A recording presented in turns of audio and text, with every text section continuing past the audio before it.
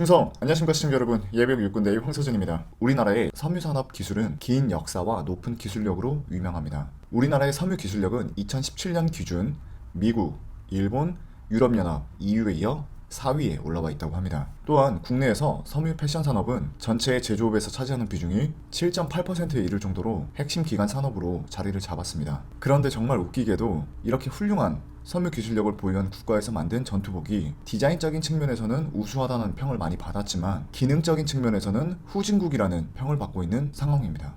군은 2011년부터 해서 950억 원을 투입해서 2014년 현재 우리 군이 입고 있는 사계절 전투복을 보급했으나 이 재질 자체가 매우 뻣뻣하고 습기를 먹으면 무거워져서 땀복이라는 비난을 듣기까지 했습니다. 미군의 전투복 같은 경우에는 이 생활 기능보다 실제 전투에서 가장 중요한 기능인 불에 잘 타지 않은 난연 성능과 내구성에 초점을 맞추고 있는 반면 우리 군은 아직도 생활 기능을 우선시하여 춥다, 덥다 이러한 논쟁에 막혀 첨단 소재 개발이 제대로 이루어지고 있지 않은 게 현실이라고 합니다. 그러면 세계 최강이라는 찬사를 받는 미군 전투복은 대체 우리 군의 전투복과 어떤 차이가 있는지에 대해서 한번 알아보도록 하겠습니다.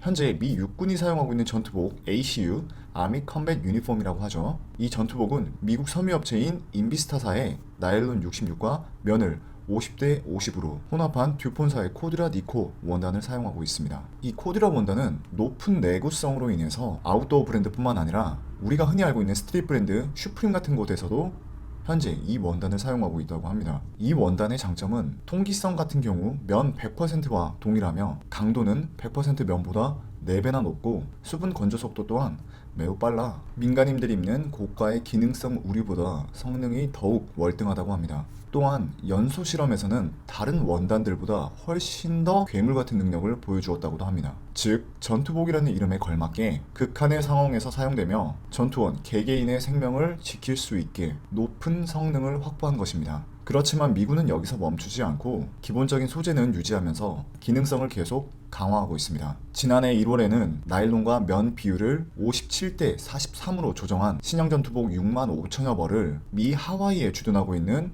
제25 보병사단에 제공해 테스트하기도 했다고 합니다. 그 결과 배합 비율이 나일론과 면 50대 50으로 배합한 기존 원단과 비교해서 내구성은 똑같은데 더 얇고 가벼우며 건조 속도 또한 더 빠른 그리고 공기 투과 능력까지 더욱더 향상된 것으로 확인되었다고 합니다. 그런데 반면 우리 군은 이 사계절 모두 입을 수 있는 전투복이라는 걸 강조하며 2011년부터 해서 새 전투복을 보급하였습니다. 바로 이 전투복이죠. 제가 지금 들고 있는 게 사계절 전투복인데 폴리에스테르와 면을 68대 32로 섞은 것인데 이 전투복은 여름에 도저히 입을 수 없을 정도로 더운 것이 문제였습니다. 결국 실제로 전투복을 착용한 장병들의 불만들이 계속해서 쏟아졌고 이를 해결하기 위해서 군은 폴리에스테르와 통기성이 좋은 레이온을 65대 35로 섞은 하계 전투복을 보급하기 시작했습니다. 실제로 저 같은 경우에도 하계 전투복을 보급을 받았었는데 저는 개인적으로 조금 더 덥더라도 이 사계 전투복을 조금 더 많이 입었습니다. 그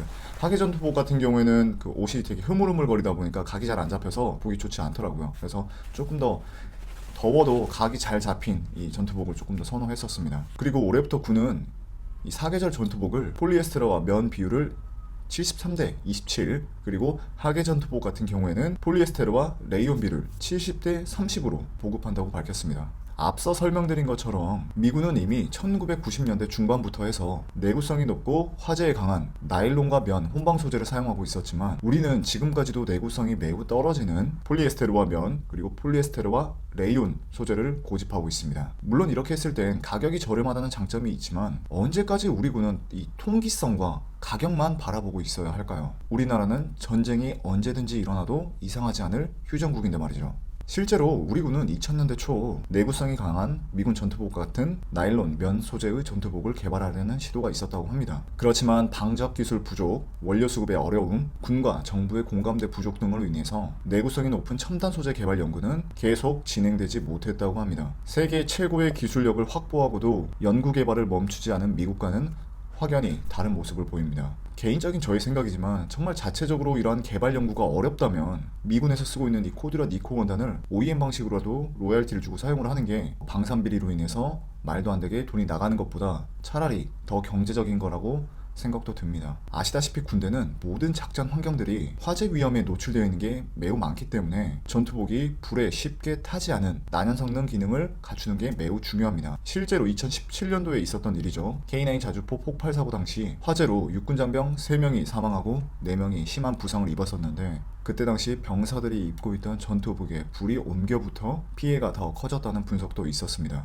군은 2017년 이 사고를 교훈삼아 올해 4월 K9 자주포 등 궤도 차량에 탑승하는 승무원들에게 난연 성능을 대폭 강화한 전투복을 보급했습니다. 그렇지만 아직까지도 일반 병사들에게는 이러한 난연 성능이 강화한 전투복을 보급하지 않은 게 현실입니다.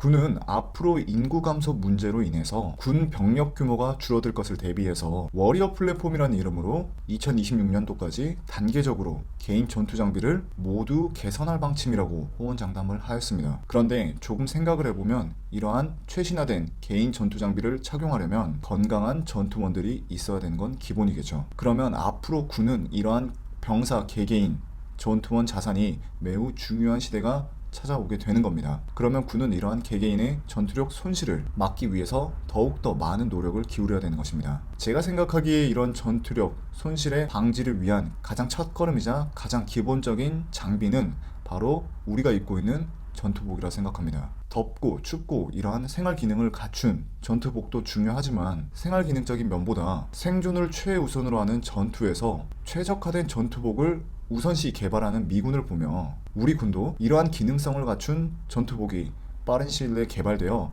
보급되기를 바라며 던질까 말까 던질까 말까 던질까 말까 던질까 말까 던져 이번 영상 여기서 마무리하도록 하겠습니다. 시청해주셔서 감사합니다.